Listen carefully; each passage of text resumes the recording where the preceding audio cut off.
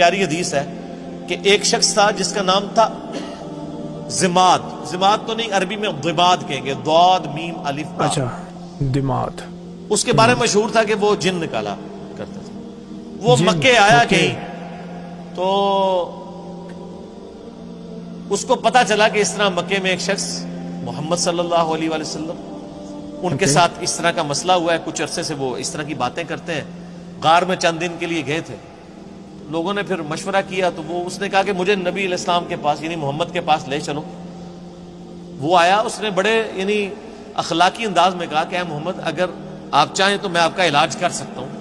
میں جنات کا، اسیب کا، اس طرح کا جو سایہ وغیرہ ہوتے ہیں میں اس کا علاج کرتا ہوں. اچھا. تو آپ صلی اللہ علیہ وآلہ وسلم سے اس نے کہا کہ آپ بتائیں آپ کیا بیان کرتے ہیں، آپ کو کیا پرابلم ہے. تو آپ علیہ السلام نے چند الفاظ پڑھے، ان الحمد للہ نحمدہ ونستعینہ ونستغفرہ. بے شک تمام تعریفیں اللہ کے لیے، ہم اسی کی حمد کرتے ہیں، اسی سے مدد چاہتے ہیں، اسی کی طرف رجوع لاتے ہیں. من یہدہ اللہ فلا مضل لہ، جسے اللہ گمراہ کر دے، جسے اللہ ہدایت دے دے اسے کوئی گمراہ نہیں کر سکتا.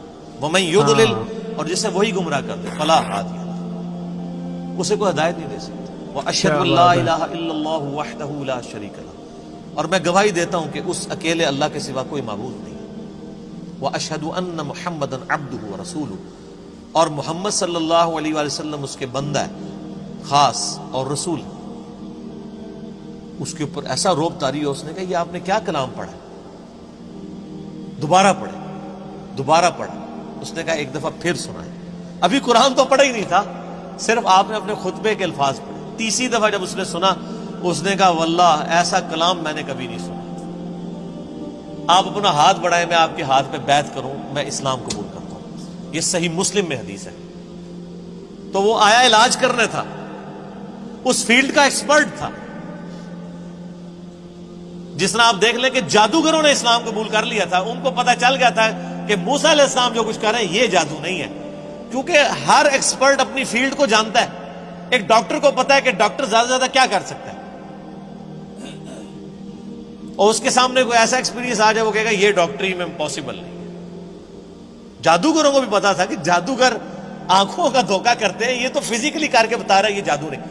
تو جادوگر جن کی بیس پہ فرعون اکڑا ہوا تھا وہ تو مسلمان ہو گئے. اس کے بعد تو فرعون کو ویسے ہی مسلمان ہو جانا چاہیے تھا، لیکن نہیں ہوا، ہدایت اس کی قسمت میں نہیں تھی.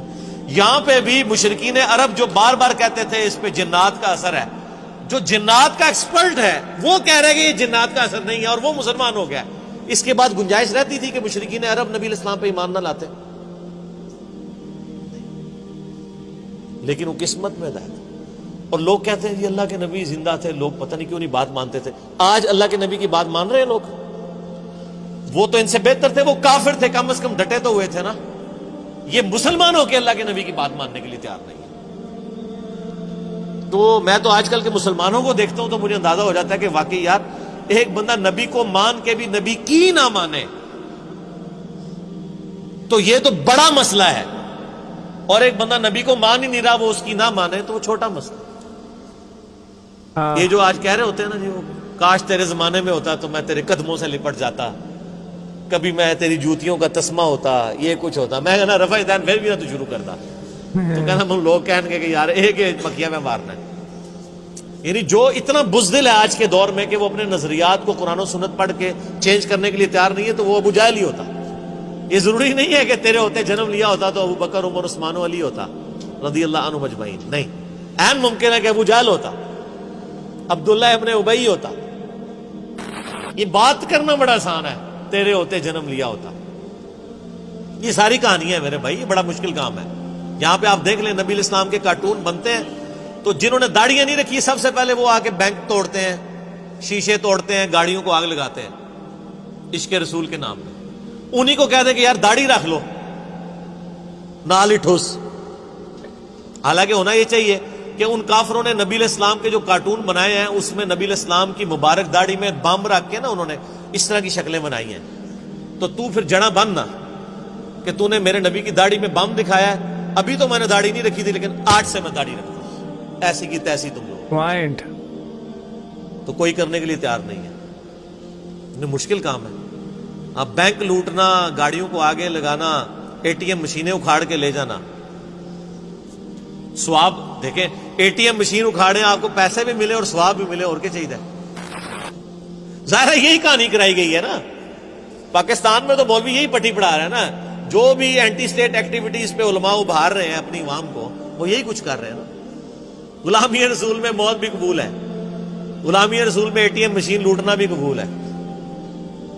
تو سر پھر ایسی غلامی تو ہر بندہ کرے گا نا. دوویں جہانی مٹھے پاؤں کہ مشین بھی لوٹ لی اور جنت بھی پکی کروا لی.